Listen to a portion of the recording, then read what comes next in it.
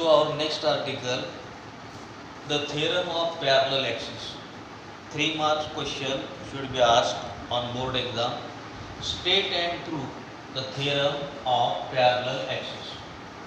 For that we draw this diagram. Here in this diagram there are two axes, MO and AC. Here we have to take a rigid body. This rigid body is rotating about these two axes. So let us consider a rigid body of mass capital M, body having mass capital M rotating about an axis passing through O.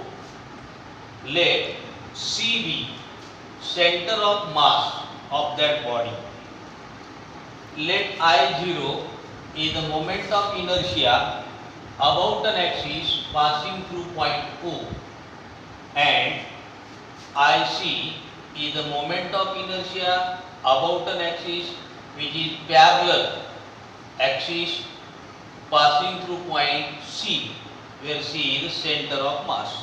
Let that distance OC is equal to small h. So we write here OC is equal to small h. Now consider particle of mass dm at point P. Here we have to consider particle point P which is having mass dm. Now join OP, this join OP and CP. Draw perpendicular PQ on line OC and OC produced, that is represented by that dotted line. Here is angle of 90 degree. Now consider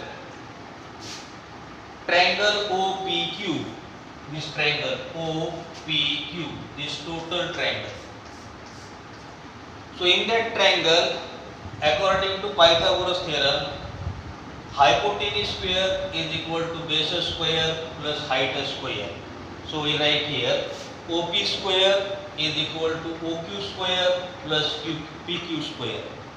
But from figure OQ, that distance is nothing but it is equal to addition of OC plus CQ. So we write here OC plus CQ is the value of that OQ. So put here value OC plus CQ square plus PQ square. Now we solve this bracket using formula A plus B bracket square. We know that expansion of A plus B bracket square is equal to A square plus 2AB plus B square. So we write here OP square is equal to OC square plus twice OC into CQ plus CQ square plus PQ square.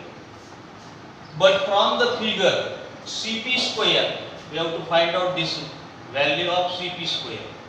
So there is another triangle CPQ is the right angle triangle. In that right angle triangle, we write CP square is equal to CQ square plus PQ square. Again we use Pythagoras theorem and find out value of CP square is equal to CQ square plus PQ square. We substitute this value here. So we get OP square equal to OC square plus twice OC CQ plus that value substitute is equal to CP square. Now multiply by dm and integrating this equation, we get integration of OP square dm is equal to integration of OC square dm plus integration of twice OC CQ into dm plus integration of CP square. So that term is equal to CP square into dm. Call this as equation number 1. But by definition, put value in equation number 1. We know that moment of inertia IO is equal to integration of OP square dm, OC equal to h, that is distance between two parallel axes, IC is equal to integration of Cp square dm and we know that integration of small dm is equal to capital M. That capital M is the total mass of a rigid body.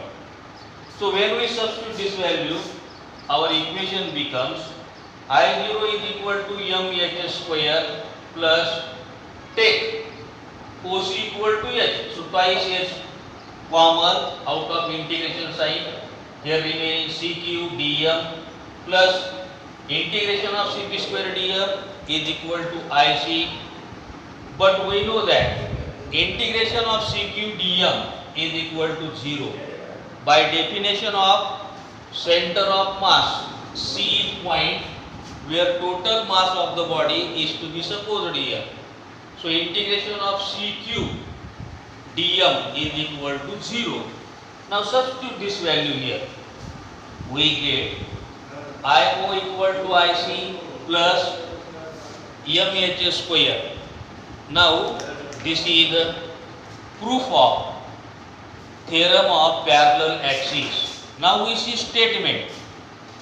The moment of inertia IO of a rigid body about any axis is equal to sum of number 1 its moment of inertia IC about an axis which is parallel to the given axis passing through center of mass, and number 2 the product of mass and of the object and square of distance between two axes, that is the mh square. So mathematically we can write again IO is equal to IC plus mh square. So that is the proof of theorem of parallel axis. So this question should be asked for 3 marks.